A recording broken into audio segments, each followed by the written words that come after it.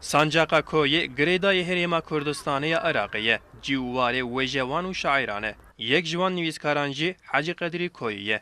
Hecî Qedirî di sala 1815 da li Koyî hatiye dinyayê. Di nav Kurdan da Şêx Ehmedê duyem tê pêjirandin. حەجی قادری کۆیی شارەکانی هێندە سانا نەبووە کەسانێک زۆر بە ئاسانی تێی بگات شارەکانی جگەلەوەی کە فەلسەفی بوونا هەموو پێشهاتی سیاسی و ڕووداوی مێژووییان لە خۆیانەوە گرتووە ئەمەش نمونەی یەکێ لە شارەکانی حاجی قادری کۆییە کە باز لەوە دەکاتن وەک کاوەی ئاسنگر ڕۆژێکی نوێ و درەوشاوی گەلی کورد میلەتی کورد هێنایەتە کایەوە. Hecî Qedirî li Koyê xandiye û bûye zana. Dûre warê nîqaşkirina fîkran welatê xwe terêkandiye û çûye Stenbolê. Birew şembîr û malbatên Kurd ên navdar re têkiliyek xurt daniye û demekî mamostetiya malbata zarokên bedirxaniyan jî kiriye.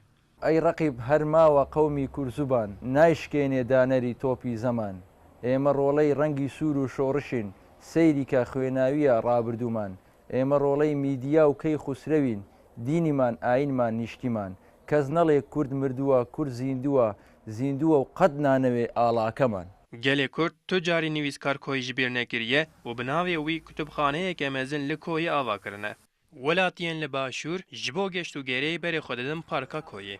Ev der Koyê, Koy girêdayê Herêma Kurdistanê em niha li Parka Koyê ne li rojê hîniyê li vê dera gel tijî dibû cî tinebû mirov par li vê dera rûniştiba lê îrokê masiyekî gelek mezin heye em sedemê wî باور dikin ku ew cenga Daîş û Peşmerge rengê Xudayê ser vî kêmbûnê niha em li sedemê vê kêmbûnê bi gel re biaxifin. بەبوونی ئەو وەعزەوە ساردێک مەسەڵەن ساردێکی سەفر و سیاحە ئەوڕۆ پێوەی دیابێ بە سیاحە بە سوڵتانەوە لەبەرەوەی بە حکمی ئەوەی ساڵانی داهات و بەسەڵەن پار و پێرار ئەلێرانە زمەی داهات لە خەڵکی داهاتە سەفر و داهاتە دەرێ. بەهۆی ئەوەی ئەو شەڕ و شۆڕە و برا پێشمەرگەکانمان لە زەنگەرەکانی شەڕ و لەبەرەکانی جەنگن لەبەر دڵی منداڵەکانمان دەرچوینە و چونکە خەڵک کە دێتە دەرەوە بەڕاستی هەر هیچ ئائیلێک نییە کەسێکی لەبەرەکانی جەنگ